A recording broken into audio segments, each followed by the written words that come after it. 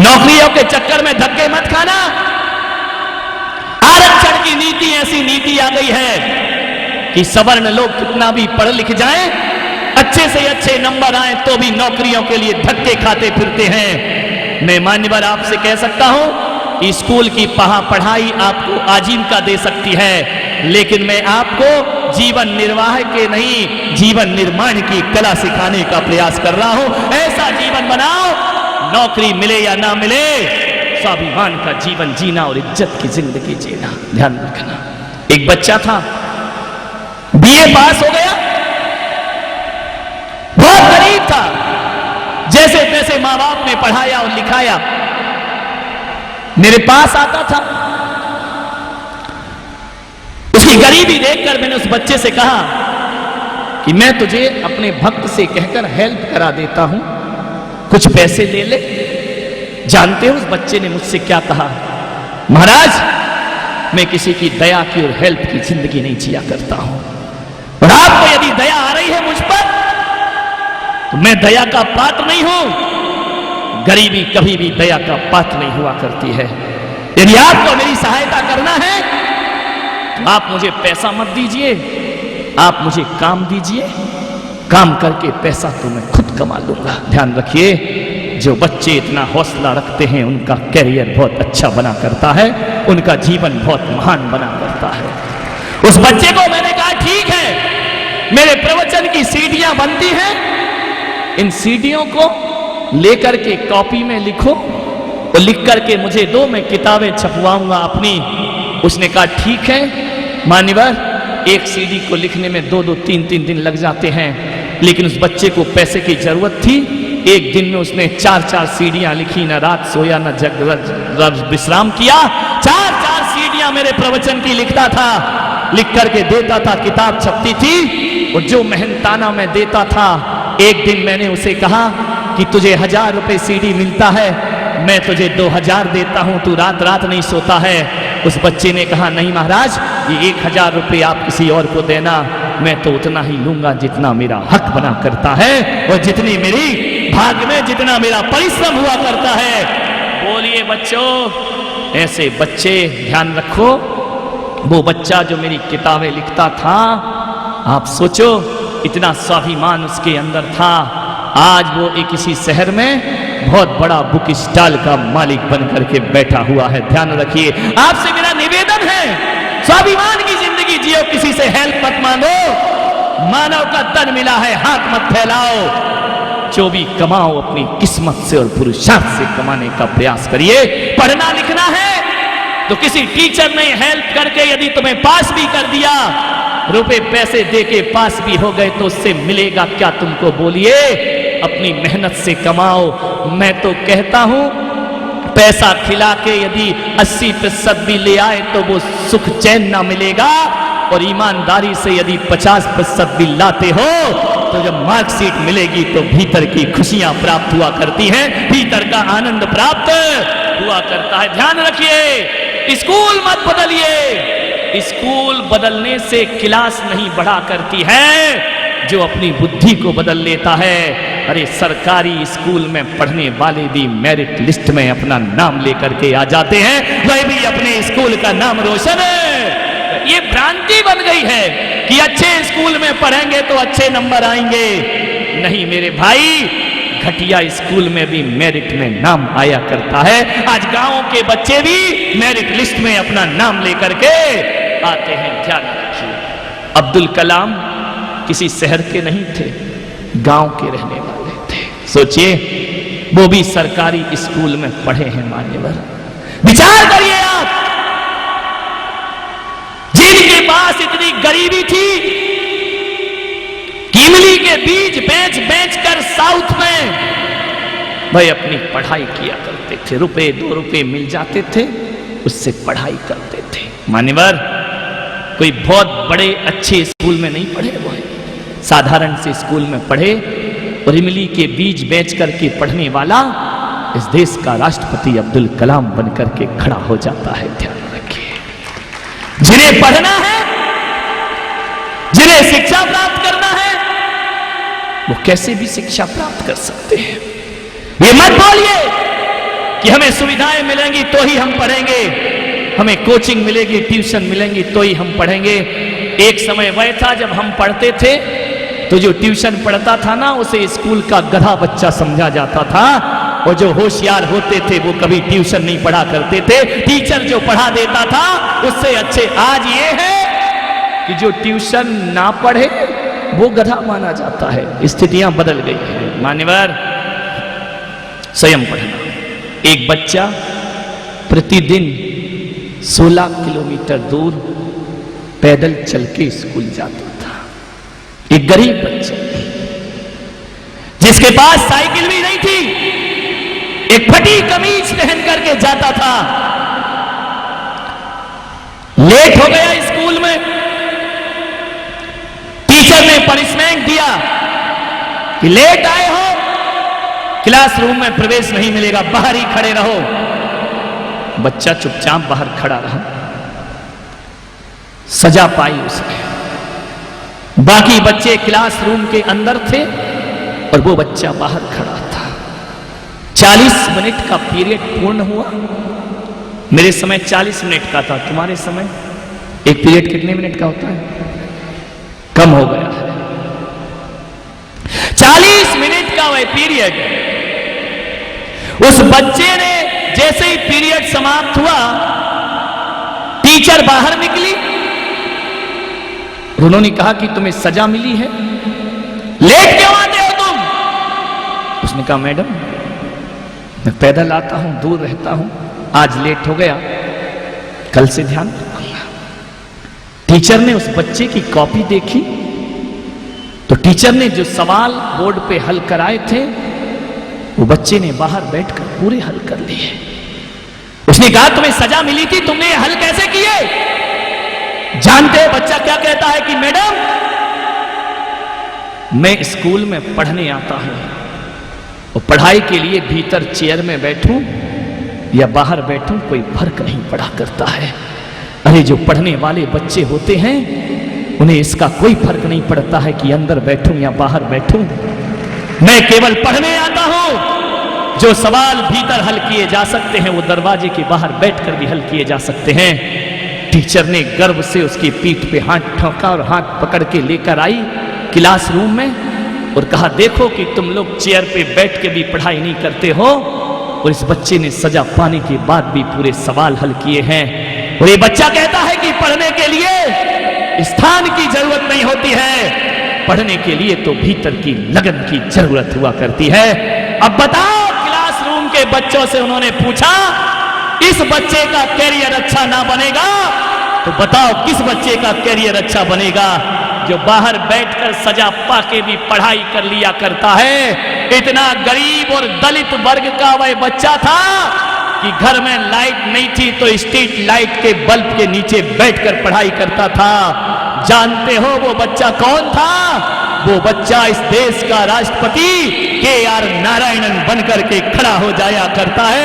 ऐसे बनता है हमारा कैरियर, सुविधाओं से नहीं बनता है मेरे भाई। अमीरी और गरीबी से जीवन महान नहीं हुआ करता है। भीतर यदि लगन और बड़ी मेहनत होती है, जज्बात होते हैं कुछ बनने के, तो हम एक दिन दुनिया में बहुत महान बनकर के खड़े हो जाते हैं। जब अब्दुल कलाम गरीबी से राष्ट्रपति पद तक पहुंच जाते हैं, जब KR नारायणन बाहर बैठ के परीक्षा कर सकते हैं, तो दिल्ली के बच्चों तुम्हारे पास तो बहुत सुविधा है। आज एक सूत्र लेकर जाओ, चाहे बिजनेस के लाइन में जाना, चाहे सर्विस की लाइन में जाना, चाहे राजनीति की लाइन में जाना, किसी भी लाइन में जाना, कैरियर महान बनाना है, एक संकल्प करना। मैं तो कहता हूं भले एक दुकान करो, लेकिन ऐसी दुकान मत करना जो हजारों लगी हैं बाजारों में। अरे जिस भी मार्ग को चुनो, मरने से पहले उसकी ऊंचाइयों तक पहुंचने का प्रयास जरूर करना। कोई भी चीज खराब नहीं होती है, बिजनेस भी खराब नहीं होता है, सर्विस भी खराब नहीं होती है, संत का मार्ग भी खराब नहीं होता है, ध्यान रखना, राजनीति भी खराब नहीं होती है। किसी भी मार्ग पे जाना यही प्रयास करना कि ऊंचाई पे मुझे पहुंचना है। बाकी ऐसे ढुलमुल लोग तो हजारों जीते रहते हैं। एक बाप ने कड़ी मेहनत करके दुकान बना दी। आप सोचिए, पिता ने मेहनत करके दुकान बनाई, आप पढ़ लिख गए, डिग्री प्राप्त कर ली, बीए कर लिया, बीकॉम कर लिया, फिर क्या किया आपने? जाकर के बाप की जमी जमाई दुकान पर बैठ गए और गुजार दी जिंदगी। शादी हो गई, बच्चे हो गए, बुढ़ापा आया, मर गए। ये जिंदगी भी कोई जिंदगी है मेरे भाई? अरे ये जीना भी कोई जीना है क्या? अपने पिता से कहना, पिताजी आपने अपनी मेहनत से दुकान खड़ी की है तो मैं भी अपनी मेहनत से दुकान खड़ के दिखाऊंगा। अरे बाप की जमी जमाई दुकान पे बैठ गए तो कौन सा तीर मार लिया? अरे महान बेटा तो वो होता है जो बाप की छोटी सी दुकान को पढ़ाई लिखाई के बाद एक मॉल में बदल दिया करता है। वो बेटा सपूत बेटा हुआ करता है, बाप की संपदा को आगे बढ़ाता है। बनी बनाई पे बैठ गए, बाप कमाता है, एक मोबाइल ले लिया, कान में ईयरफोन लगा लिया, बाइक उठाई, यहां चक्कर लगाए, वहां चक्कर लगाए, यहां मुंह मारा, वहां मुंह मारा। ऐसे कैरियर नहीं बनेगा, आपका ध्यान रखना। अपने पिता से कहना कि पिताजी जब तक मैं नहीं कमाता हूं आप मेरी जरूरतें पूरी कर रहे हैं, मैं आपसे कभी नहीं कहूंगा कि 40,000 का मोबाइल मुझे चाहिए। जिस दिन लूंगा, जिस दिन 40,000 का लेना होगा तो खुद की कमाई से लेकर के बताऊंगा। ध्यान रखिए, बाप की दौलत पे ऐश किया तो क्या ऐश किया तुमने? ऐसा तो जानवर भी अपनी जिंदगी जी लेता है। ऐसा प्रयास करो कि अपने माता पिता की संपदा को आगे बढ़ाते हैं। मानिए, ध्यान रखिए, ऐसे बच्चे बनो। एक बच्चे को मैं जानता हूं, उसका जन्मदिन आया, उसके पिता ने बड़ी खुशियां मनाई, इकलौता बेटा था। बर्थडे पार्टी हुई, सारे स्कूल के दोस्त आए, मोहल्ले के पड़ोसी के लोग भी आए, बड़ा जश्न मनाया। केक काटा जा रहा था, बच्चे को बुलाया गया, 10,000 रुपए की ड्रेस लाए उसके पिताजी। मेरा बेटे का जन्मदिन है, 10 साल का बच्चा था भाई। केक काटने ही वाला था कि भरी सभा में उसने अपने पिता से प्रश्न किया कि डैडी क्या आप मुझे प्यार करते हैं? पिता ने कहा कि बेटा इस माहौल में और ऐसे प्रश्न करता, यदि प्यार नहीं करता तो ये पार्टी कैसे होती है? अरे तुझे प्यार नहीं करूंगा तो किसे करूंगा? तू तो मेरा इकलौता बेटा है ना। पिता ने छाती से लगा लिया, मेरे बच्चे तू मेरी जान है, जो कुछ भी कर रहा हूं, कमा रहा हूं, तेरे लिए कर रहा हूं, तेरा ही भविष्य बनाऊंगा। आप सोचिए, माँ बाप हमारे लिए कितना करते हैं। खुद पिता ने कभी 10,000 की ड्रेस ना पहनी होगी, बच्चे के लिए लेकर आते हैं। मैं तुझे बहुत प्यार करता हूं। बच्चे ने कहा ईमानदारी से बताओ कि आप मुझे सचमुच चाहते हैं? बोले हाँ। बच्चे ने कहा डैडी जितना आप मुझे चाहते हैं उससे 1000 गुना ज्यादा मैं तुम्हें चाहता हूं, मैं तुमसे प्यार करता हूं पापा। तो पिता ने कहा बेटा ये कहने की जरूरत नहीं है, मैं जानता हूं कि तू मुझे बहुत प्यार करता है। तो पिताजी जब आप ये जानते हैं कि मैं तुम्हें बहुत प्यार करता हूं तो आज मेरे जन्मदिन पर मुझे विश्वास दिलाए कि तुम मुझे कभी छोड़कर जाओगे तो नहीं। अब ऐसी बातें कोई 10 साल का बच्चा बोले कि तुम मुझे कभी छोड़ के तो नहीं जाओगे। पिता ने कहा बेटा मौत पर तो मेरा अधिकार नहीं है, लेकिन जीते जी मैं तुझे कभी छोड़ के नहीं जाऊंगा, हमेशा तुझे अपने पास रखूंगा, एक पल भी तुझे अपने से दूर न करूंगा, और कभी स्कूल जाते समय दूर भी हो जाए तो मेरी धड़कनों में तेरा वास रहेगा। उसने कहा पापा आप गलत कहते हैं, सचमुच मुझे कभी नहीं छोड़ोगे? बोले नहीं पापा मुझे नहीं लगता है कि आप मुझे नहीं छोड़ोगे, छोड़ दोगे एक दिन तुम मुझे मौत से पहले छोड़ दोगे। बेटे ने कहा, पापा ने कहा, ऐसा कैसे बोल रहे हो? बोले, पापा आज मुझे वचन दो, मेरे जन्मदिन पर मैं बच्चों से निवेदन करूंगा, ऐसे बेटे बनकर के दिखाना। उस बच्चे ने कहा, पिताजी मुझे विश्वास है कि तुम मुझे समय से पहले छोड़कर चले जाओगे, और आज आपका ये बेटा कहता है कि मैं पापा के आशीर्वाद से और छाया से दूर नहीं रहना चाहता हूं। पापा यदि तुम मुझे प्यार करते हो तो आज ये बच्चा तुमसे कसम लेता है कि जो तुम सिगरेट पीते हो, सिगरेट पीना छोड़ दो। यही मेरे जीवन का सबसे बड़ा उपहार होगा, यही मेरे जन्मदिन का सबसे बड़ा। पापा आप सिगरेट पिएंगे, आपके फेफड़े खराब हो जाएंगे और समय से पहले आप मुझे छोड़कर चले जाओगे, और मैं नहीं चाहता हूं कि मेरे पापा मुझे समय से पहले छोड़ करके। उस बाप के दिल में एक चोट पहुंची, सीने से लगा लिया बेटे को, आंसुओं से झरझर झरझर आंसू बहाए, बेटे के कंधे धो दिए आंसुओं से। बेटा भी लिपट कर रोया, मेरे पापा मैं तुम्हें कभी नहीं छोड़ पाऊंगा, बस एक बार विचार करो, अरे मरना है तो अच्छी मौत मरना। ये नशे की मौत मर के इस बेटे का दिल तोड़ करके दुनिया से विदा। मैं जानता हूं कि मरना तो सबको है, लेकिन कुत्ते की मौत नहीं, इंसान की मौत मरने का प्रयास कीजिए, ध्यान रखना। मान्यवर, पहली बात तो आपके जीवन में अवगुण ना हो, और दुर्भाग्य से यदि माता पिता के जीवन में अवगुण है तो माता पिता को मत छोड़िए, उनके अवगुण छुड़ाने का आप प्रयास करिए, तो आप इस भारत के सच्चे सपूत बन करके खड़े हो जाएंगे। आपके दोस्तों में अवगुण है तो उन्हें छुड़ाइए। अरे मेरे भाई, पाप से नहीं, पापी से नहीं, पाप से दुश्मनी करना सीखिए।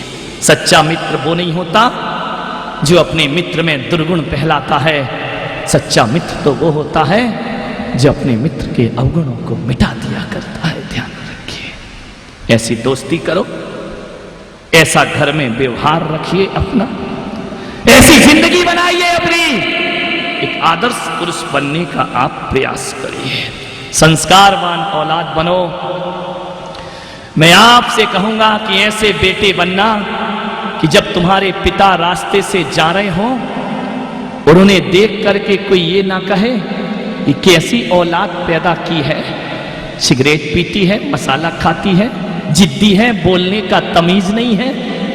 उस बच्चे को बड़े छोटे का सम्मान करना नहीं आता है। कोई तुम्हारे पिता से ये ना कह सके, बल्कि जब भी कोई मिले तो तुम्हारे पिता से ये कहे कि बताइए भाई साहब, कौन से जन्म में कैसा पुण्य किया था जो राम लक्ष्मण जैसे बेटों को तुमने जन्म दिया है। तुम्हारे माँ बाप से ऐसा कहें लोग कि कौन सा सत्कार किया था जो एक सज्जन बेटा तुम्हारे यहाँ पैदा हुआ है। अरे तुम्हारे माँ बाप से यदि कोई ऐसा कहेगा तो तुम्हारे माँ बाप को तुम पर गर्व महसूस होगा और कहेंगे कि हाँ, मैंने कलयुग में भी सतयुग जैसे बच्चों को जन्म।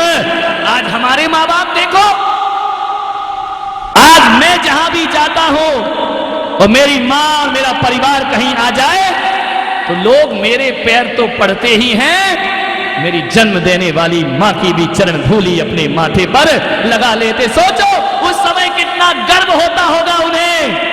और जिसके बच्चे नशेड़ी, शराबी, भांगी खाने वाले होते हैं, जिसके बच्चे चोरी करने वाले होते हैं, जिसके बच्चे गलत काम करते हैं, सोचो शर्म से उन माँ बाप का चेहरा कितना झुक जाता होगा। आज मैं स्कूल के इन बच्चों से कहूंगा, इतना आदर्श में जीवन बनाओ कि दुनिया गर्व करे तो करे, माँ बाप भी तुम पर गर्व करना सीख जाए। ऐसा जीवन बनाइए, अपना महान जीवन। आपको मालूम है आपका जीवन बनाने में माँ कितना सहयोग करती है। तुम स्कूल से घर जाते हो, यहाँ जूते फेंक देते हो, वहाँ ड्रेस फेंक देते हो, वहाँ बस्ता फेंक देते हो, माँ उठाती है, संभालती है, रखती है। सोचिए, कपड़े फेंक देते हो, माँ उन्हें धोती है, प्रेस करती है। अरे मेरे भाई, जब बचपन में थे, जब चल गया, अब तो घर को व्यवस्थित रखना सीखिए। अब तुम बड़े हो गए हो, ध्यान रखना। कितना करेगी माँ? 5 बजे उठती है बेचारी, तुम्हारे लिए नाश्ता बनाती है, तुम्हारे कपड़े धोती है, बैग लगाती है, तुम्हारे खाने का इंतजार करती है, टिफिन लगा के देती है। सुबह से शाम कभी अपनी माँ को देखना, तुम्हारा भी काम करती है और पिता का भी काम करती है। उसके बाद भी परिवार की झिड़कियां सुना करती है, उसके बाद भी पिता की गालियां सुना करती है। माँ की मेहनत को मिट्टी में मत मिलाओ मेरे बच्चों। आपसे निवेदन है, जब भी स्कूल में जाओ तो ईमानदारी से पढ़ाई करो और ये संकल्प लो कि हम अपने माँ बाप की मेहनत को कभी पानी में नहीं मिलाने देंगे, कभी मिट्टी में मिलाने नहीं देंगे। माँ बाप पैसा इकट्ठा करके, कैसे तुम्हारे पिता पैसा लाते हैं? अच्छा बेटा कौन होता है तुम्हें मालूम है? मुझे मालूम है तुम अपने माँ बाप के बड़े लाडले हो। और यदि अमीर घर का बेटा है वो 50,000 का मोबाइल लेकर घूमता है। मैं आपसे निवेदन करूंगा, 1500 के मोबाइल से भी वही बात होगी और 50,000 के मोबाइल से भी वही बात होगी। ध्यान रखना, ये केवल लोगों का दिखावा है। और आपसे कहूंगा, आप कहेंगे महाराज मन तो करता है हमारा, अरे खुद कमाना और खुद करना ध्यान रखना। थोड़ी सी ट्यूशन कर लेना, बड़े हो जाओ तो अपने कमाई में खरीद करके लाना। बाप की कमाई नहीं, आपकी कमाई में लेकर के आना। अच्छा बेटा कौन है? यदि तुम्हारे पापा तुम्हें मोबाइल दिलाते हैं तो मैं ये कहूंगा, आपसे निवेदन करूंगा, यदि पापा कहें कि 20,000 का मोबाइल ले ले, 30,000 का मोबाइल ले ले, पापा से कहना, पापा यदि आप मुझ पे 30,000 खर्च करना चाहते हैं, मैं 10,000 के मोबाइल से काम चला लूंगा, लेकिन वो 20,000 आप मुझे दे दें। मेरी क्लास में जो गरीब बच्चा है मैं उसकी पढ़ाई में खर्च करूंगा। ध्यान रखिए, आप देश के महान नागरिक बन जाएंगे। 30,000 के मोबाइल तुम्हें महान नहीं बनाएगा, लेकिन कम मोबाइल लेके उस पैसे से गरीब बच्चों को पढ़ा दिया, उनकी फीस भर दी, उनकी किताबें दे दी, तो मैं कहता हूं कि बचपन से तुम्हें सेवा के गुण और संस्कार आ जाएंगे। मेरे भाई, मदर टेरेसा कोई बहुत बड़ी धनपति महिला नहीं थी, लेकिन सेवा कर करके उसे भारत में पद्मश्री और नोबेल पुरस्कार प्राप्त हो जाया करता है। ये संस्कार हैं आपके, ये सेवा के संस्कार हैं जो मैं आपको यहां से देने का प्रयास कर रहा हूं। अरे थोड़ी सी हेल्प कर दो किसी गरीब बच्चे को, तुम भी पढ़ोगे और वो भी पढ़ करके आगे बढ़ जाएगा। और मैं कहता हूं कि 40,000 का मोबाइल 1 महीने 2 महीने बाद आपको बदलने का मन करेगा, लेकिन 20,000 गरीब बच्चे को दे दिए ना, तो जिंदगी भर तुम्हारा एहसान मानेगा कि इसने मेरी सहायता करके आज मुझे यहां तक पहुंचा। एहसान मंद बनिए किसी के, ऐसा काम करो कि दुनिया तुम्हारा उपकार मानने लगे। मेरे भाई मान्यवर, ऐसा जीवन मत बनाओ कि एक टाइम की चाय ना मिले तो सिर में दर्द हो जाए। मेरे भाई, लोग पुरुष बनिए, सरदार पटेल बनकर के खड़े हो जाइए। मान्यवर सरदार वल्लभ भाई पटेल अपने गांव में रहने वाले, विचार करो आप, जिसके पास साइकिल भी नहीं थी, न किताबें पढ़ने के लिए पैसा था, 10 किलोमीटर दूर एक लाइब्रेरी थी, वहां पैदल जाकर के 9-9 घंटे 10-10 घंटे सरदार पढ़ते थे। ध्यान रखिए, गर्मी हो या ठंडी हो या सर्दी हो या बरसात,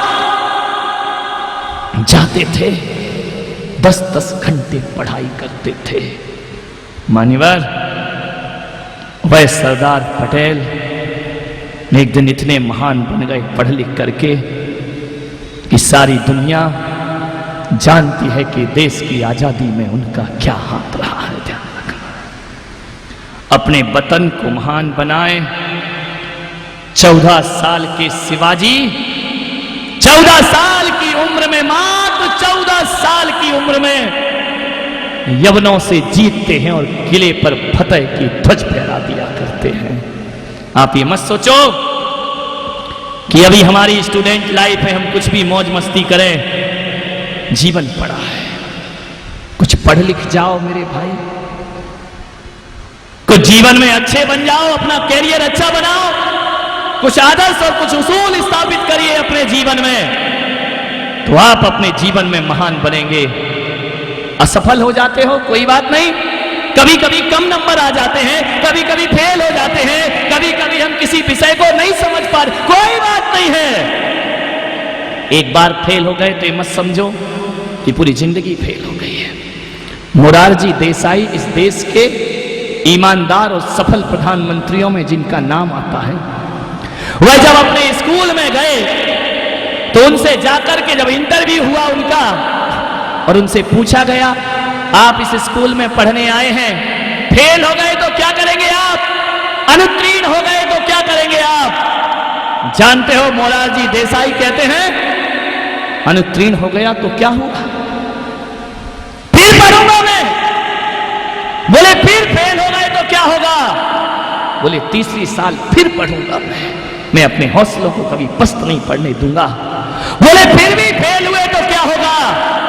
तो जानते हो मोरारजी देसाई कहते हैं, मैं पढ़ाई से फेल हो सकता हूं लेकिन अपने हौसलों से कभी फेल नहीं हो सकता हूं, और एक दिन मैं अपनी जीवन की कामयाबी को हासिल करके रहूंगा।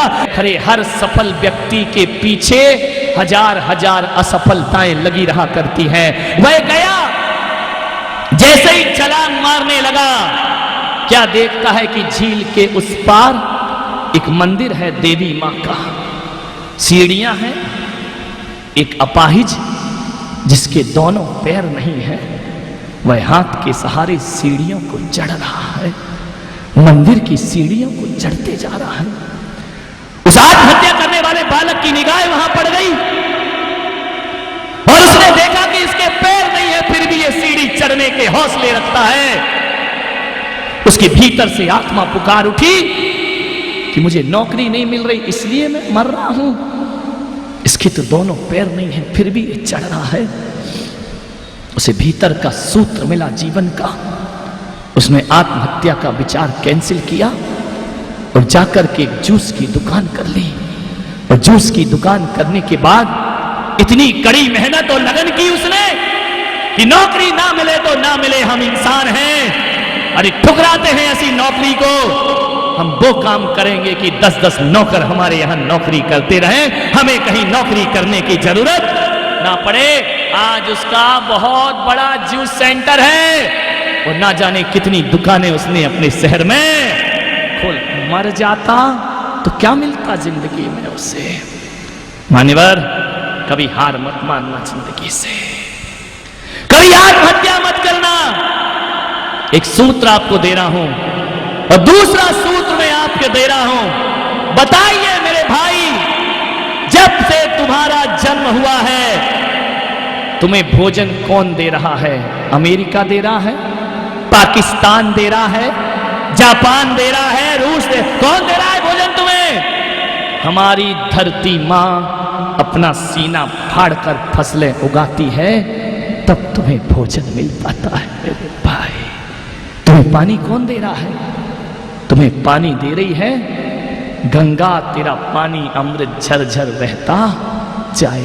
हमारे देश की नदियों का हम जल पीते हैं, हमारी देश की धरती का हम अन्न खाते हैं, हमारे वतन में हम स्वतंत्रता की सांस ले रहे हैं। मेरा भारत मेरा वतन, ध्यान रखिए, हमारा हिंदुस्तान वो हिंदुस्तान है।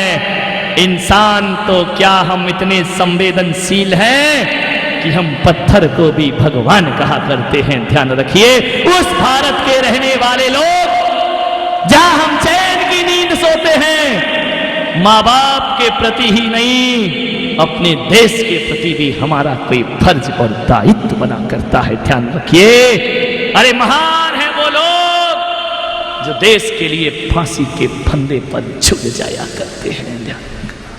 मान्यवर, घिसट घिसट के 100 साल की जिंदगी जीने से अच्छा है। 100 साल की जिंदगी घिसट घिसट कर जी रहे हो, अरे कुछ ना किया तुमने तो 100 साल क्या 1000 साल भी जियो तो कोई फायदा नहीं है। अरे जो कुछ नहीं करते बच्चे जीवन में, वो 1000 साल जिए तो उनके जीवन का कोई मूल्य नहीं है। अरे जीवन का मूल्य तो उसका होता है कि 22 साल का भगत सिंह फांसी के फंदे पर झूल जाता है और उसकी 22 साल की उम्र सदियों से भी बड़ी उम्र हो जाया करती है। ध्यान रखिए। एक निवेदन है आपसे, कभी भी जीवन में आत्महत्या नहीं करना। पहला संकल्प लेकर उठेंगे और दूसरा संकल्प आपको देता हूं, कितनी भी गरीबी आ जाए, खाने के लाले भी पड़ जाएं, अरे घास की रोटी भी खाना पड़ती है राणा की बेटी को तो वो तैयार रहा करती है। हमारे देश के लोग वो लोग हैं कि भूखे रहना पड़े तो भी रह लेंगे, लेकिन आज मेरे बच्चों मुझे विश्वास दिलाओ कि हम अपने वतन से कभी गद्दारी नहीं करेंगे, अपने देश से कभी गद्दारी नहीं करेंगे, हम कभी भी आतंकवादी गिरोह में शामिल नहीं होंगे। बच्चों से मैं कहूंगा, हाथ उठा के मुझे संकल्प दिलाएं, ना कभी हम आत्महत्या करेंगे, ना कभी अपने देश के साथ गद्दारी करेंगे। बोलिए मेरे साथ, हे गुरुदेव। ऊंचे स्वरों में बोलिए, मरे मरे स्वरों में मत बोलिए, देश के फौलादी बच्चों की तरह बोलिए, हे गुरुदेव। कैसा भी क्षण आ जाए, कैसी भी जिंदगी हो जाए, कितना भी अभाव देख लें, हर हाल में जिएंगे, हम कभी आत्महत्या नहीं करेंगे, नहीं करेंगे। हम कभी भी अपने वतन से गद्दारी नहीं करेंगे, हम कभी भी आतंकवादी नहीं बनेंगे। आप सबने संकल्प लिया, बहुत बहुत आशीर्वाद देता हूं। मैं सारे देश के युवाओं से आज मैं खुश हूं। बस 2 चीज मुझे चाहिए कि आत्महत्या नहीं करना और वतन से कभी गद्दारी नहीं करना। एक चीज मैं आपसे कहूंगा, बस अंतिम समापन करता हूं कि अपने जिन शिक्षकों ने तुम्हें पढ़ाया लिखाया है ना, उनका एहसान कभी मत भूलना जीवन में। उन्हें देवता मानकर के पूजना। मंदिर के देवता भले कृपा ना कर पाए, मंदिर के देवता तो जन्म देते हैं, स्कूल के देवता हमें जीवन दिया करते हैं। ध्यान रखना है, उनकी बदौलत हम डॉक्टर बनेंगे, उनकी बदौलत हम इंजीनियर बनेंगे और उन टीचर की बदौलत ही हम जीवन की ऊंचाइयों को प्राप्त करेंगे। कभी उनका अपमान मत करना, हमेशा उनका सम्मान करना। माता पिता के महान बेटे बनो और एक बात ध्यान रखो, बेहतरीन स्कूल में मत जाओ, अपने स्कूल को बेहतरीन बनाने का प्रयास करिए। आप सबने सुना, अनुग्रहित हो।